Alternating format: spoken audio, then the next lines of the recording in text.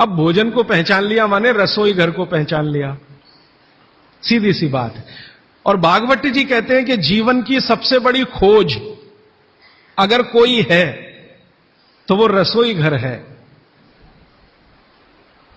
और वो कहते हैं कि सबसे बड़ा विज्ञान अगर कोई है तो ये रसोई घर का विज्ञान है, जिसको भोजन विज्ञान कहें या पाक शास्त्र कला कहें, जो भी बात आप कहना चाहें।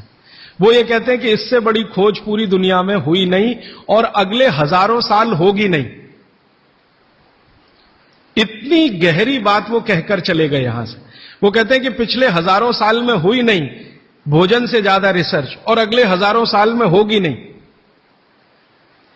और मैं अपने अनुभव से और आप खुद अपने अनुभव से ये बात कह सकते हैं कि दुनिया में भोजन और रसोई पर सबसे ज्यादा रिसर्च अगर कहीं हुई तो भारत में हुई, और अगले हजारों साल भी होगी तो भारत में ही होगी।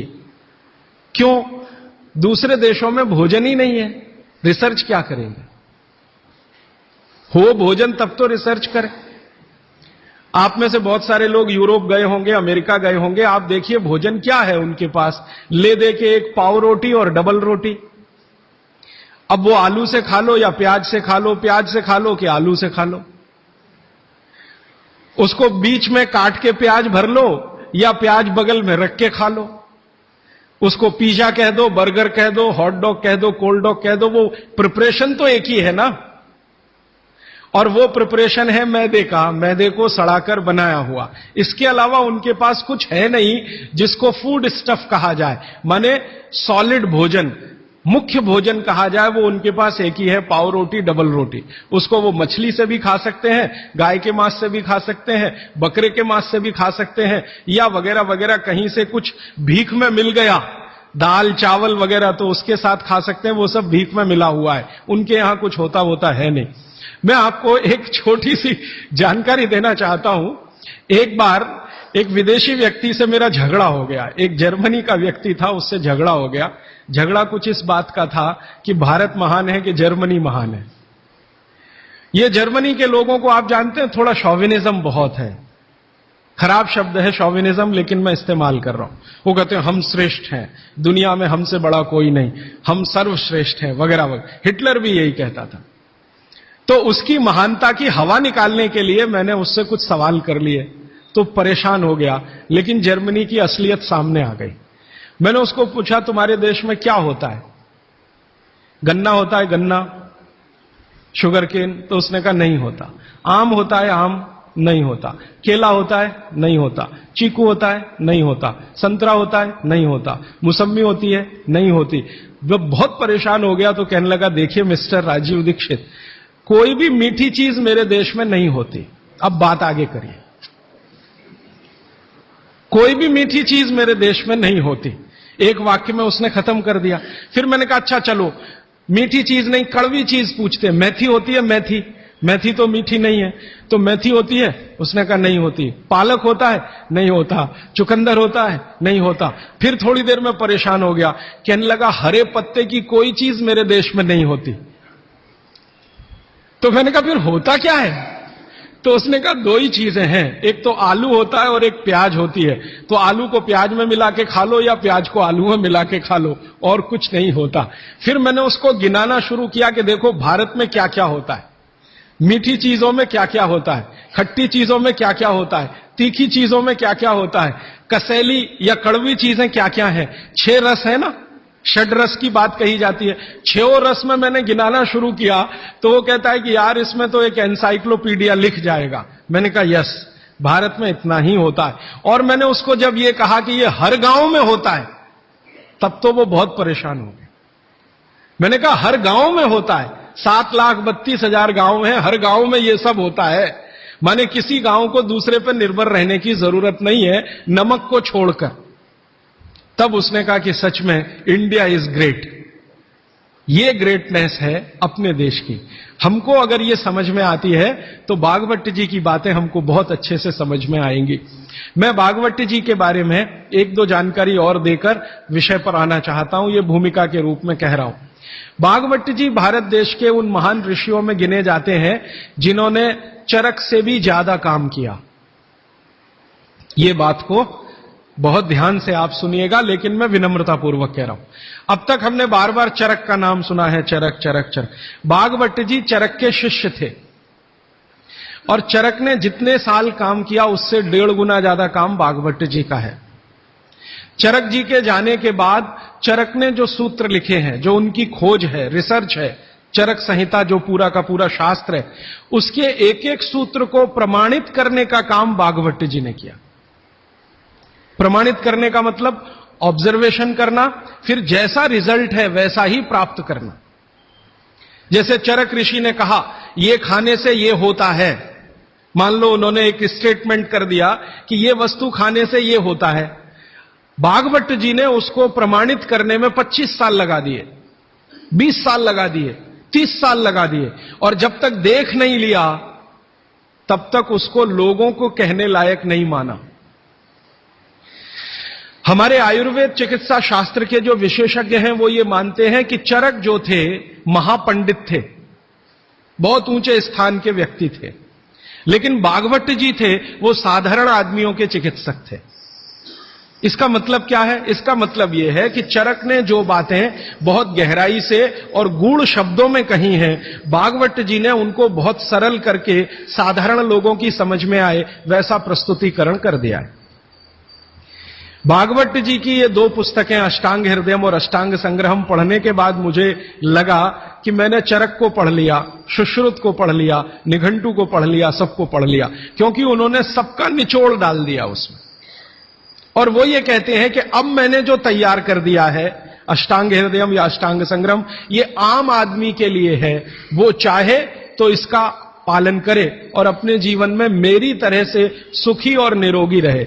भागवत जी 135 वर्ष तक जिंदा रहे, और उनके शिष्य बताते हैं कि उन्होंने इच्छा मृत्यु को धारण किया, माने उनकी इच्छा हो गई थी कि अब बहुत दिन जिंदा रहने से कोई फायदा नहीं है, तो मृत्यु को वरण किया। ऐसे पंडित आदमी, इतनी कमांड अपने शरीर पर। और वो ये कहते हैं जब मृत्यु को जा रहे थे तो उनके शिष्य कह रहे थे कि परेशान हम हो जाएंगे, आप चले जाएंगे। उनका कोई परेशानी नहीं है, ये शरीर छोड़ूंगा, दूसरा धारण करूंगा, जैसे तुम शर्ट बदलते हो मैं बदल लूंगा, लेकिन अब मुझे जाना चाहिए, इस शरीर का सीमा हो गया है। ऐसे व्यक्ति जिन्होंने मृत्यु को धारण किया अपनी इच्छा से, उन्होंने जो कुछ अपने जीवन में किया है वो 2 ही पुस्तकों में सारा समाहित है, तीसरी कोई पुस्तक उन्होंने लिखी नहीं। और वही दोनों पुस्तकों में कुल मिलाकर 7000 सूत्र हैं। 7000, 2 पुस्तकों में कुल मिलाकर 7000 सूत्र हैं। सभी सूत्र संस्कृत में हैं, ये तो आप जानते ही हैं, क्योंकि उस जमाने में हिंदी थी नहीं, तमिल थी नहीं, तेलुगु थी नहीं, ज्यादा से ज्यादा संस्कृत ही थी या प्राकृत थी। तो संस्कृत में उन्होंने सब कुछ लिखकर छोड़ दिया। वही सूत्र मैं पिछले कई वर्षों से पढ़ता रहा, 4-5 वर्षों से तो बहुत ज्यादा पढ़ रहा हूं। जब से मुझे मन में ये बात आई पढ़ता रहा।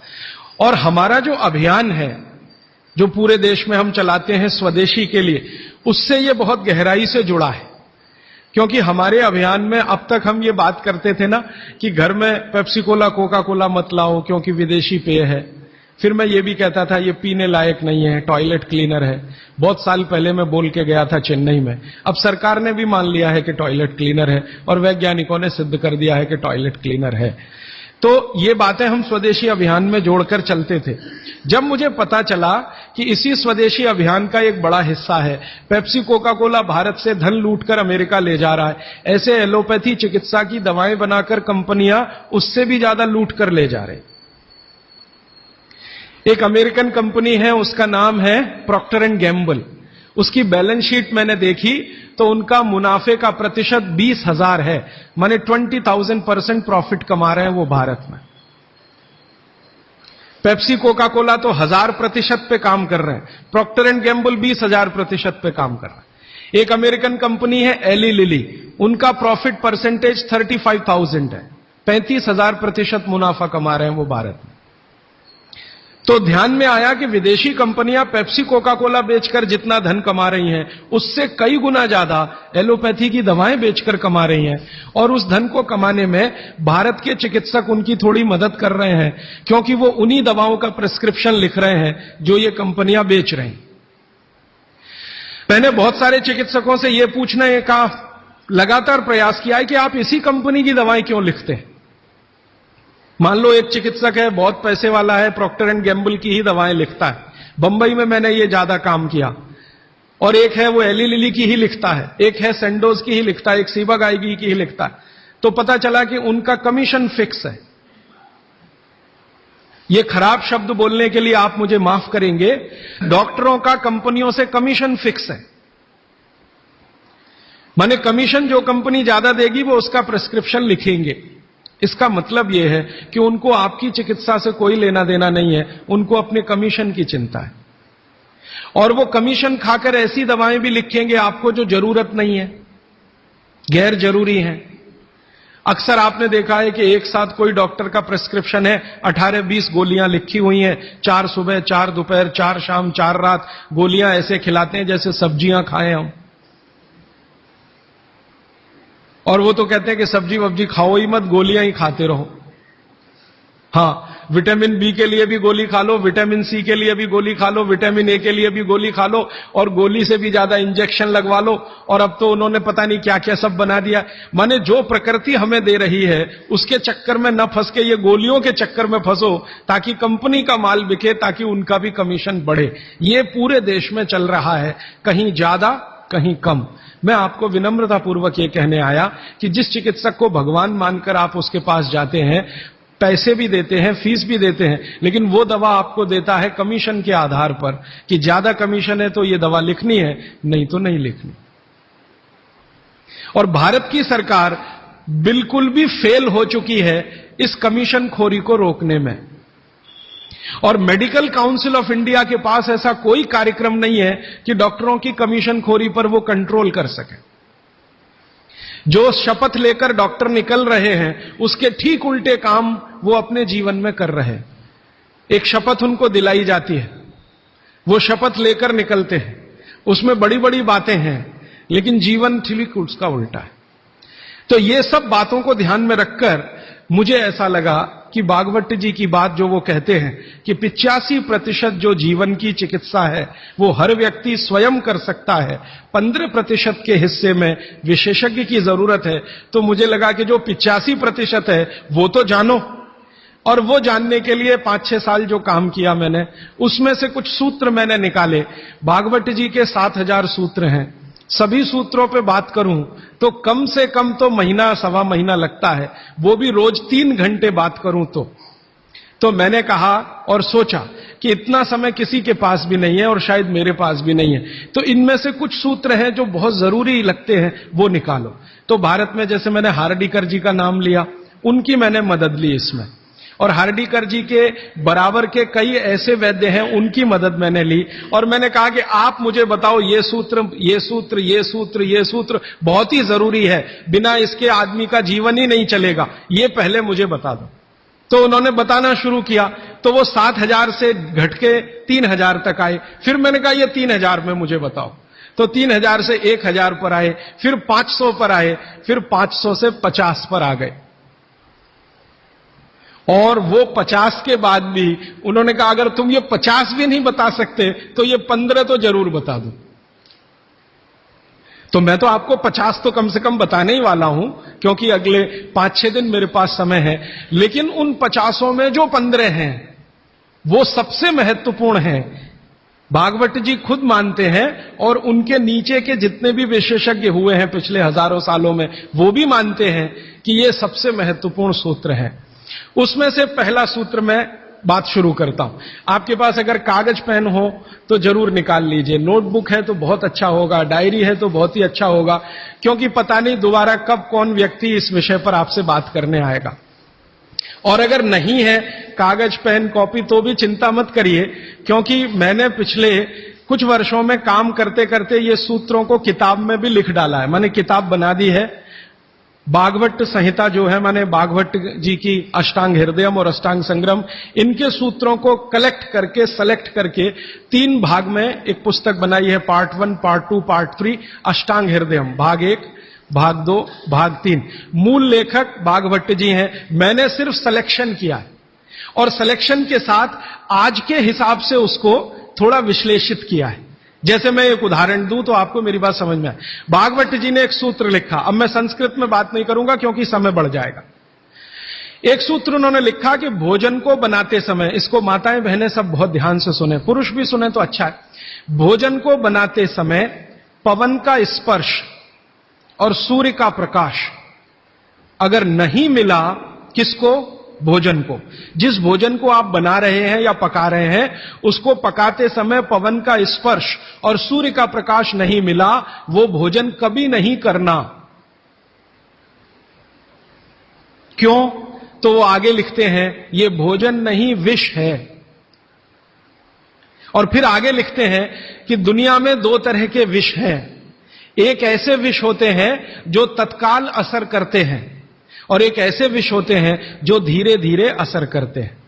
तत्काल असर वाले विष आप जानते हैं, जीभ पर एक ड्रॉप डालो मर जाओ, ऐसे बहुत विष हैं। और धीरे धीरे असर करने वाले विष माने 2 साल में, 5 साल में, 10 साल में, 15 साल में, 20 साल में असर करेंगे और आपको मरने की स्थिति में पहुंचा देंगे। तो सूत्र उनका इतना है कि जिस भोजन को बनाते समय पवन का स्पर्श और सूर्य का प्रकाश ना मिले, वो भोजन को कदापि ना करें, क्योंकि वो विष है। अब ये तो सूत्र है, पहले संस्कृत है, मैंने वो हटा दिया, संस्कृत नहीं कहा, सीधे हिंदी में कहा। अब इस हिंदी का विश्लेषण करें हम, कहना क्या चाहते हैं वो, और आज के हिसाब से विश्लेषण करें, सन 2007 के हिसाब से विश्लेषण करें। अब तक मैंने जो बोला वो भागवत जी का हिस्सा था, अब जो वो बोल रहा हूं वो मेरा हिस्सा है। भागवत जी कह रहे हैं कि प्रेशर कुकर का भोजन ना करें, क्योंकि प्रेशर कुकर एक ऐसी तकनीक है जिसमें भोजन बनाते समय ना तो सूर्य का प्रकाश जा सकता है, ना पवन का स्पर्श उसको मिलेगा। प्रेशर कुकर से जो भी है वो हवा बाहर तो आ सकती है, बाहर की हवा अंदर जाने की उसमें कोई डिवाइस नहीं है, कोई रास्ता नहीं। सूर्य का प्रकाश उसमें अंदर जाए ऐसी कोई टेक्नोलॉजी उसमें डेवलप नहीं हुई है। तो भागवत जी ने 3500 साल पहले कहा, शायद उनको ये अंतर चेतना में आ गया होगा कि ये कभी ना कभी आदमी प्रेशर कुकर बना ही लेगा। ये मैंने मजाक में कहा, लेकिन आज के हिसाब से आपको समझ में आए इसके लिए। तो वो ये कहते हैं कि प्रेशर कुकर का भोजन ना करें, माने हमारे घर में एक प्रेशर कुकर है जिस पर भागवत जी का सिद्धांत लागू नहीं होता। माने सिद्धांत ऐसे लागू नहीं होता कि हम उसका खाना खाएं, ना खाएं, वो विष है। फिर मैंने वैज्ञानिकों से बात की कि ये प्रेशर कुकर का भोजन विष है, ऐसा भागवत जी कहते हैं, आपका क्या कहना है? तो हमारे देश में CDRI नाम की एक बड़ी लेबोरेटरी है, सेंट्रल ड्रग रिसर्च इंस्टीट्यूट। वहां के 2 साइंटिस्टों ने कहा कि यार काम तो हमने करके देखा है, बात सही है भागवत जी। मैं कहता हूं ये टीवी पे बोलो, तो उन्होंने कहा ये प्रेशर कुकर कंपनियां गर्दन काट देंगी हमारी, टीवी पे नहीं बोल सकते हम, तुम चाहो तो बोलो। मैंने कहा आपकी रिसर्च क्या कहती है? वो ये कहते हैं कि ये जो प्रेशर कुकर है ज्यादा से ज्यादा या 99% एल्यूमिनियम के बने हुए हैं। एल्यूमिनियम आप जानते हैं। और वो ये कहते हैं कि भोजन रखने और बनाने का सबसे खराब मेटल अगर कोई है तो एल्यूमिनियम ही है। सबसे खराब मेटल जिसमें भोजन को आप रखें और भोजन को पकाएं, वो एल्यूमिनियम ही है।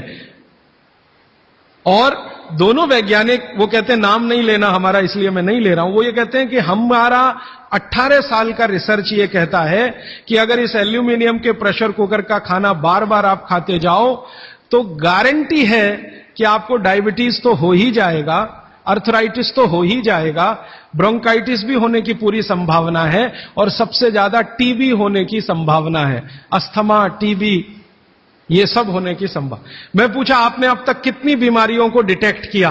तो उन्होंने कहा 48 बीमारियों को हम डिटेक्ट कर चुके हैं जो प्रेशर कुकर के खाने से ही होती हैं। और ये दोनों रिसर्चर, सबसे ज्यादा इन्होंने रिसर्च किया जेलों में। जेल है ना हमारी, वहां सभी कैदियों को एल्यूमिनियम के बर्तन में ही खाना मिलता है, आप जानते हैं। तो ये दोनों वैज्ञानिक लखनऊ के हैं, लखनऊ की जेल में, लखनऊ के आसपास की जेलों में इन्होंने बहुत काम किया। वो जेलों में जाते हैं और जो कैदी एल्यूमिनियम के बर्तनों में खाना खाते हैं उनके ऊपर उन्होंने बहुत काम किया। और उन्होंने कहा सबका जीवन कम होता है और जीवन की शक्ति कम होती है, प्रतिकारक शक्ति कम होती है और रोग बहुत जल्दी उनको आते हैं। बाद में मैंने एक छोटा सा काम इसमें ऐड किया। वो वैज्ञानिकों से रिपोर्ट लेने के बाद मैंने ये तय किया कि पता करो कि ये एल्यूमिनियम कब से आया, क्योंकि ये ज्यादा पुरानी चीज नहीं है। तो पता चला 100-125 साल पहले आया। 100-125 साल पहले अंग्रेजों की सरकार थी। अंग्रेजों की सरकार के वैज्ञानिकों ने एल्यूमिनियम को हिंदुस्तान में इंट्रोड्यूस कराया। और आपको सुनकर हैरानी होगी कि अंग्रेजों की सरकार का जो पहला नोटिफिकेशन आया एल्यूमिनियम के बर्तन बनाने का, वो जेल के कैदियों के लिए ही आया। और उनका यह तय हुआ था कि जेल के कैदियों को एल्यूमिनियम के बर्तनों में ही भोजन दिया जाए, क्योंकि ये सब भारत के क्रांतिकारी हैं और अंग्रेजों को इन्हें मारना है। उस जमाने में आप जानते हैं जेल में कोई भी होता था तो वो क्रांतिकारी होता था। भगत सिंह हो या उधम सिंह, चंद्रशेखर हो या अशफाक उल्ला, राजेंद्र नाथ लाहिड़ी हो या ठाकुर रोशन सिंह, ये सब तो क्रांतिकारी थे जो जेलों में जाया करते थे अंग्रेजों के जमाने। इनको जानबूझकर एल्यूमिनियम के बर्तन में ही खाना देना है ताकि ये जल्दी मरे या मरने की स्थिति में आ जाए। तो समझबूझकर अंग्रेजों की सरकार ने एल्यूमिनियम के बर्तन इस देश में इंट्रोड्यूस किए। अब परिणाम क्या हुआ? अंग्रेज तो चले गए, लेकिन जेलों में आज भी ये नियम चल रहा है कि भोजन एल्यूमिनियम के बर्तनों में ही दिया जाएगा। अंग्रेज चले गए, फिर भी ये काम चल रहा है। और अब मुश्किल ये हो गई है कि वो जेलों से हमारे घर में आ गया और हमारे घरों से ज्यादा गरीबों के घर में आ गया। ज्यादा गरीब लोगों के भोजन तो सारे एल्यूमिनियम के बर्तनों में ही बन रहे हैं और वो बेचारे बिना जाने बूझे ट्यूबरकुलोसिस और अस्थमा जैसी बीमारियों के शिकार हो रहे हैं। तो भागवत जी का सूत्र तो बहुत सरल है, सिंपल है कि जो भोजन को बनाते समय सूर्य का प्रकाश या पवन का स्पर्श ना मिले वो भोजन कभी नहीं करना। मैंने उदाहरण के लिए आपको समझा दिया कि प्रेशर कुकर का भोजन नहीं करना, क्योंकि ये जहर है।